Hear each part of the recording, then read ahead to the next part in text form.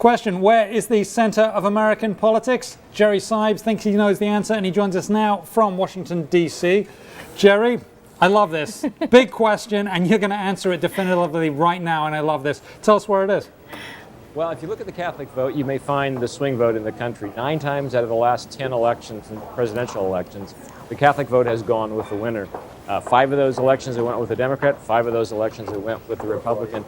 5 of those elections, the Catholic vote of the winner was within a percentage point of the winner's overall vote for the country. So if you want to see where the absolute center of American political life is, it's probably the Catholic vote, which is, as I note in the column, a subject of concern to the Obama administration right now because it's got a bit of a tiff going with the leadership, at least, of the Catholic Church.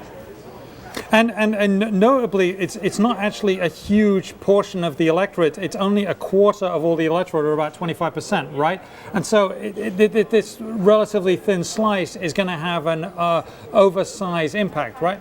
Well, yeah, it's a quarter of the electorate. That's a fairly large slice, but it's not so much that it's going to have a big impact. I think it's kind of a canary in the coal mine. It tends to tell you where the country is going. The problem for the Obama administration right now is that in the last couple of weeks, it's gotten into a very public fight with the bishops, with the Catholic bishops, over a rule that the Health and Human Services Department has put out that essentially requires large institutions, including hospitals and universities run by the Catholic Church, to offer contraceptive services as a part of their insurance program for employees. The Catholic Church says that's wrong. We oppose contraception. We shouldn't be forced to offer that as an insurance option, but the government is either making us do that or scale back our services so that we serve only Catholics so that we can get a religious exemption.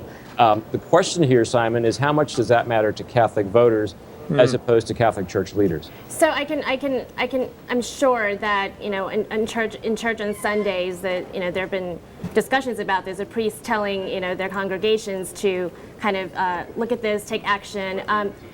I'm sure that's happening because that's usually the way it happens. What does the Obama administration, what is their recourse here?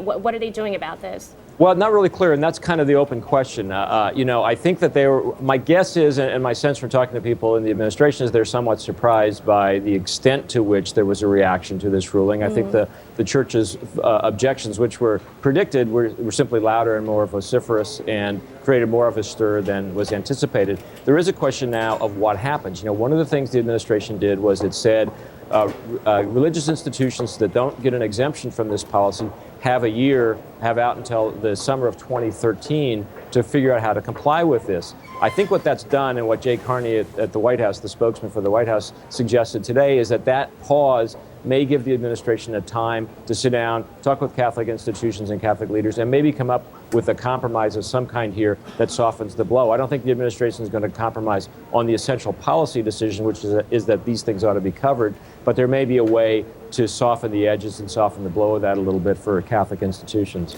How successful do you think the Obama administration will be in this? Because presumably there'll also be Republicans on the other side trying to sort of make hay from this division.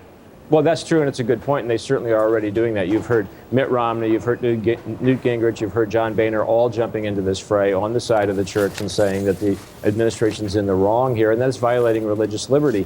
I think that's a predictable political fight.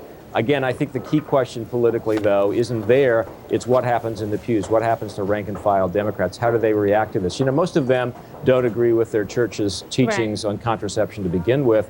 The question is that their prevailing view? Or even if they want to disagree with the bishops, do they like the idea that the government is arguing with them as well? They may not like that nearly as much as feeling that they're free to disagree with the bishops on their own. So I think that's an open question, and I think it's not easy to know at this juncture how that plays out in an election that's 10 months down the line. Because Catholics may have a lot of disagreements about lots of different issues, but this is probably one that they do agree on, right? Yeah, exactly. I mean, if you took a poll of Catholic voters, you'd find most of them don't agree with their church on contraception. And many of them may also disagree with Catholic institutions that don't offer contraceptive services as part of an insurance package. That doesn't necessarily mean they want the government to go in and enter that fray and try to decide it. That's a different issue, and it may seem to even people who disagree with the church's policy and with the practices of Catholic institutions overreach and not something that they're entirely comfortable with.